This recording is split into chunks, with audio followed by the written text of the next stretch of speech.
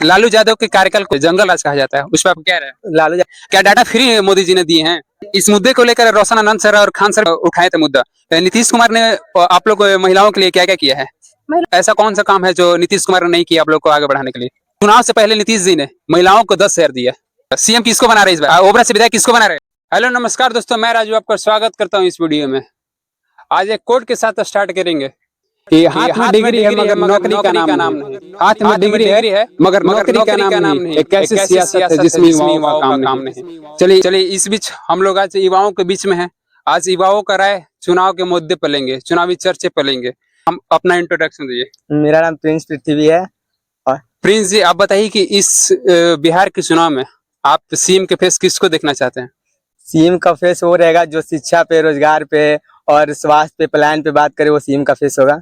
अच्छा, और बताइए कि बिहार में रोजगार के लिए और पलायन के लिए कौन कौन से मुद्दे हैं इस बार और जिस पर वोट देना चाहते हैं? बिहार में वैसे तो अभी तो सरकार 20 सालों से एनडीए का है और वो सिर्फ धर्म का राजनीति किया है। और ऐसा नहीं है कि काम नहीं किया, कुछ जगह काम अच्छा किया है, बट ज्यादा तो धर्म पे राजनीति किया है। और सियासत में होना नहीं चाहिए कि धर्म पे राजनीति हो।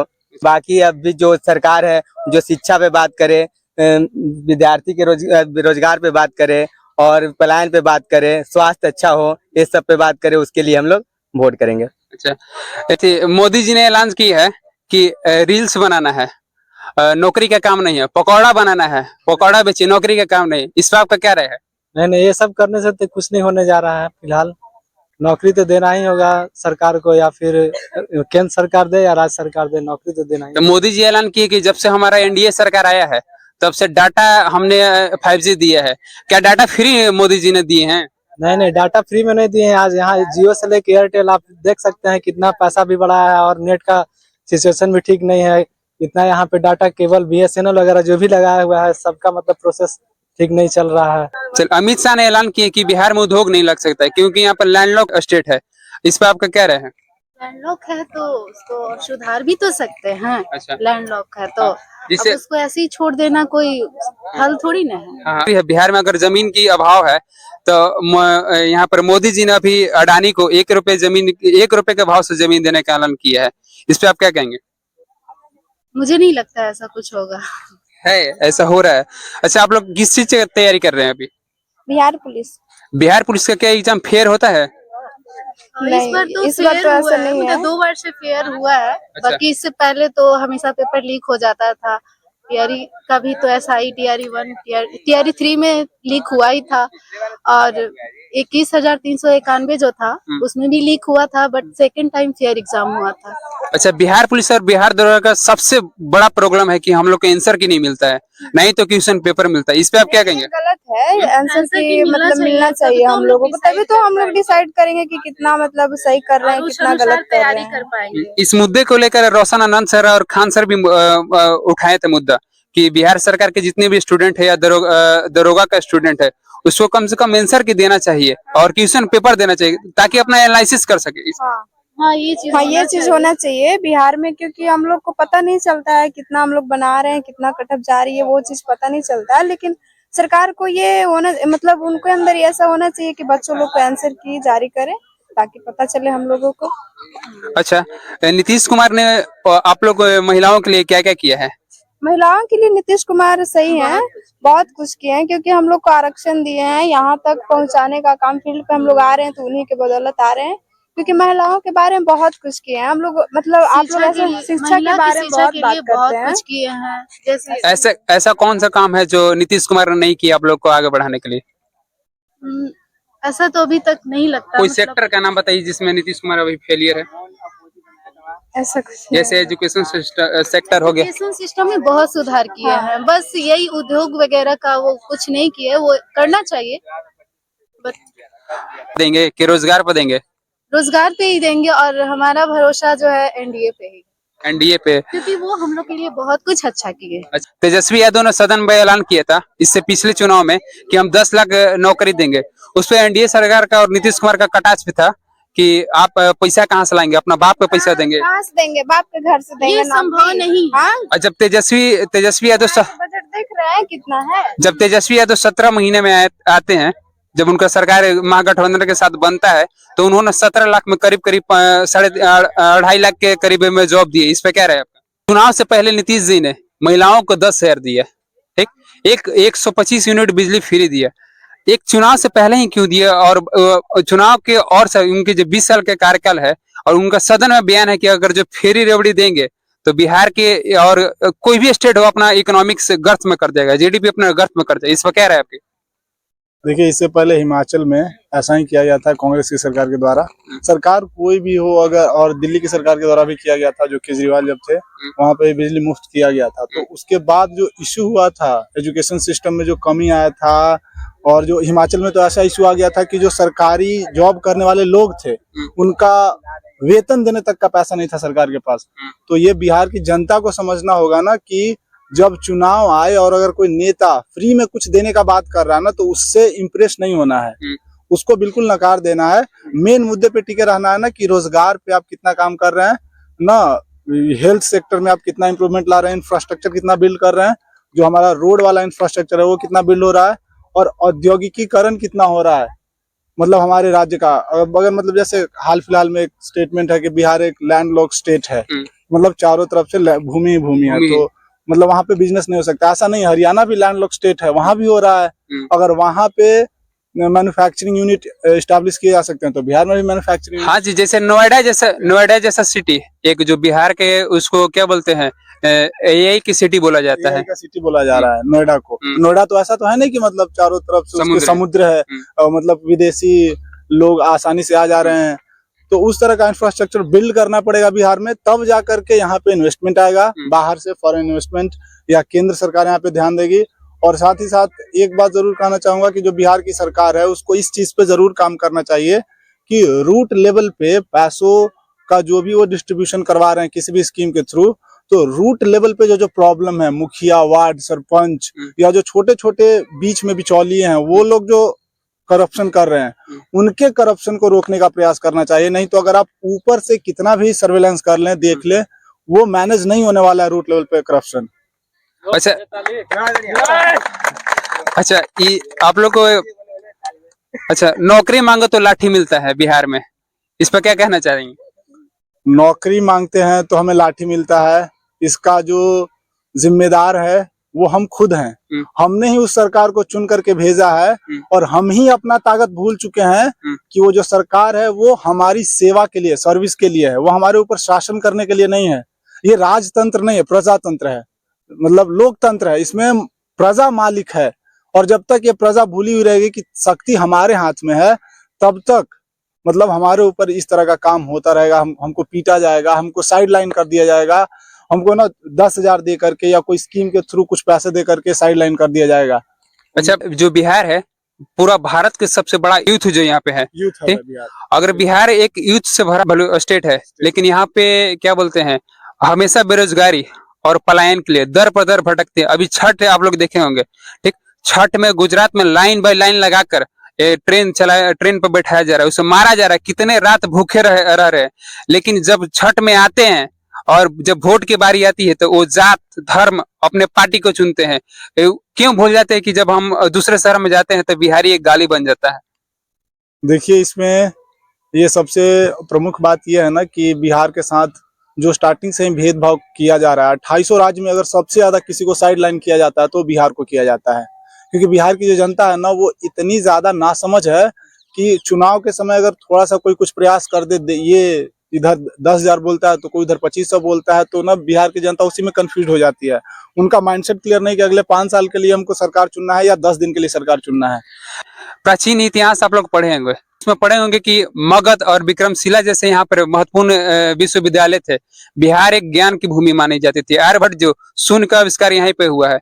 लेकिन आज बिहार एजुकेशन सिस्टम में सबसे निचले पैदान पे है, साक्षरता की दृष्टि से हो या यहाँ के जितने भी स्कूल की स्थिति देख ले। इस पे आप क्या कहना चाहेंगे? देखिए, एजुकेशन को लेकर के मेरा जो मान्यता है वो ये है कि किसी भी सरकार ने कोई भी ठोस कदम नहीं उठाया है एजुकेशन सेक्टर को लेकर के। अच्छा, अगर आपसे एक वर्ड में पूछा जाए कि बिहार के एजुकेशन सिस्टम को कैसे सुधार किया जाए, आपका कुछ सोच है? एजुकेशन सिस्टम को सुधार लाने के लिए सबसे पहले ये देखना होगा ना कि एजुकेशन अभी जो हम दे रहे हैं ना उसकी क्वालिटी कैसी है, और अभी के वर्तमान समय के अनुसार कैसा एजुकेशन दिया जाना चाहिए, इन दोनों चीजों को बहुत अच्छे से क्लैरिफाई करना होगा। जैसे में आज से अभी हम लोग एआई के दौर में जी रहे हैं, ठीक, और हमारी जो बिहार की एजुकेशन सिस्टम है अभी मातृभाषा पे, हिंदी पे, इंग्लिश मीडियम पर भी नहीं अभी जा पाई है, ठीक, इस पे क्या कहेंगे? देखिए, मातृभाषा को लेकर जहां तक करने का सवाल है आपका, दुनिया के जितने भी बड़े बड़े साइंटिस्ट हैं ना, वो अपनी मातृभाषा पढ़ करके ही बड़े बड़े साइंटिस्ट बने। तो मातृभाषा कोई इशू नहीं है हमारा। इशू ये है ना कि एआई को हिंदी में भी तो पढ़ा जा सकता है ना, अंग्रेजी में पढ़ना जरूरी नहीं, एआई हिंदी में भी काम कर सकता है, हर लैंग्वेज में काम कर रहा है। तो लैंग्वेज इशू नहीं है, लैंग्वेज के बेसिस पे फिर से आप मतलब अगर वैसे हम जाएंगे तो डिवाइड हो जाएगा कंट्री। लेकिन क्या हम लोग हिंदी के बदौलत पूरे वर्ल्ड में घूम सकते हैं, पूरे वर्ल्ड में बात कर सकते हैं? कहीं ना कहीं जो हम लोग को लैंग्वेज इंटरप्ट करता है दूसरे से बात करने पे, अभी बिहार में ही चल जाए, हम लोग साउथ में जाएंगे तो हिंदी नहीं समझेंगे। तो क्या इसमें चेंजिंग करना चाहिए?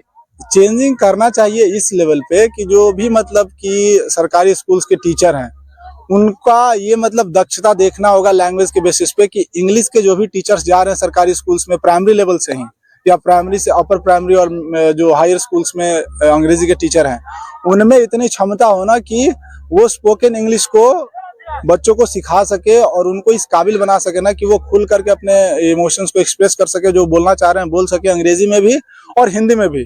अपनी मातृ भाषा को आधार बना करके जब हम अंग्रेजी को सीखने का प्रयास करते हैं, क्योंकि मैं खुद अंग्रेजी सीखा हुआ, अंग्रेजी बोलता हूं, तो मुझे पता है कि जब अपनी मातृभाषा की समझ अच्छी होती है ना, तो अंग्रेजी समझना, जो सीखना है या समझना है, वो आसान हो जाता है। लालू यादव के कार्यकाल को आप क्या कहते हैं? जंगल राज कहा जाता है, उस पर आप क्या रहे? लालू यादव का कार्यकाल को हम स्वर्ण काल कहते हैं। क्यों? उससे अच्छा काल कोई नहीं हो सकता। क्यों?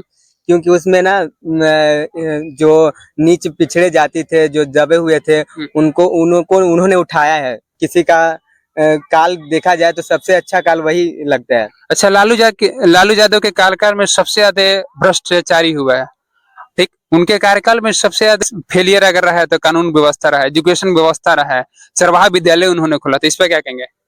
इसके आप चरवाहा विद्यालय को आप उस तरह से नहीं लो। चरवाहा विद्यालय एक माध्यम था कि लोगों जाकर वहां पे स्टार्ट करे, क्योंकि बिहार में इससे पहले कुछ शिक्षा का व्यवस्था नहीं था। इससे पहले से इससे तो भी सरकार रही थी किसी का ना, तो पहले चरवाहा विद्यालय खोलने का एक और मोटो था कि लोग स्टार्ट करे, जाकर पहले बैठना सीखे क्लास में, पहले बैठे तब तो पढ़े ना, इसलिए उन्होंने चरवाहा विद्यालय का शुरुआत किया। अच्छा, जब लालू जी मुख्यमंत्री बने थे 1990 में, तो उस समय बिहार का बजट था 1805 करोड़, और अभी बिहार का बजट है करीब 3 लाख करोड़ के आसपास।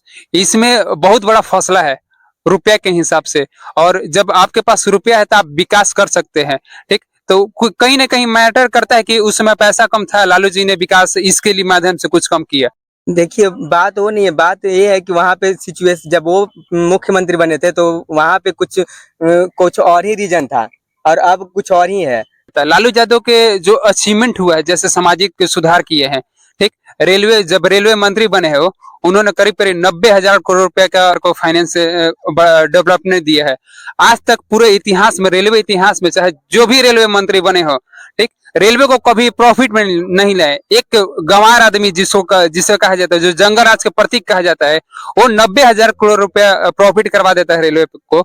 इस पे जो विरोधियों का बोलते हैं, उस पे आप क्या बोलेंगे? उनको सिर्फ बदनाम किया गया है, क्योंकि वो पिछड़े जाति से आते थे, अति पिछड़ी जाति सब, तो उनको सिर्फ बदनाम करने के लिए सब कहा गया। ऐसा कुछ नहीं था। और जो इंसान 90,000 करोड़ का बजट करा सकता है, वो समय वो कैसे भ्रष्ट हो सकता है? आज तक पूरे इतिहास में, अभी तक 2025 में हम लोग जी रहे हैं, आज भी रेलवे घाटे में है। लालू जी थे जो 2006 में भारत के रेलवे को 90,000 करोड़ रुपए का प्रॉफिट दिलवाए थे। तो वही आप देखिए ना, आप कैसे उनको भ्रष्ट, कैसे जंगल राज हो सकता है? जो इंसान 90,000 करोड़ का बजट रेलवे को दे सकता है, वो कैसे भ्रष्ट हो सकता है? आप ही खुद बताइए। नीतीश कुमार के काम जो आपको अच्छा लगता है? नीतीश कुमार का बस एक ही काम अच्छा लगता है, जैसे कि रोड उन्होंने अच्छा किया और बिजली अच्छा किया। बाकी स्वास्थ्य तो पूरा मतलब ले डूबे। स्वास्थ्य हो गया, फिर शिक्षा हो गया, रोजगार हो गया, पलायन हो गया। इन्होंने इस पे तो बहुत बुरी तरह से उनको पीट दिया बिहार को। और बात करेंगे कि अभी हम लोग जिस विधानसभा में खड़ा है, ये ओबरा विधानसभा है। यहाँ पे अभी किसका लहर चल रहा है? प्रकाश चंद्रा, ऋषि कुमार और एक जन स्वराज के पार्टी है, किनका लहर है? कि हम लोग यहाँ जो ओबरा विधानसभा है ना, हम लोग यहाँ के कैंडिडेट को इस तरह से जाना जाते हैं कि ऊपर वाला जो सरकार है, जो मुख्यमंत्री बने, हम लोग को, जैसे हम लोग विद्यार्थी हैं, ठीक है ना, हम लोग को क्या चाहिए? अभी रोजगार चाहिए, ठीक है ना। कि हम लोग अगर रोजगार में हो जाएंगे तो सरकार को अपने आप हम सुधारने का प्रयास कर लेंगे। ठीक है, तो हम लोग को रोजगार चाहिए, ठीक है ना, जो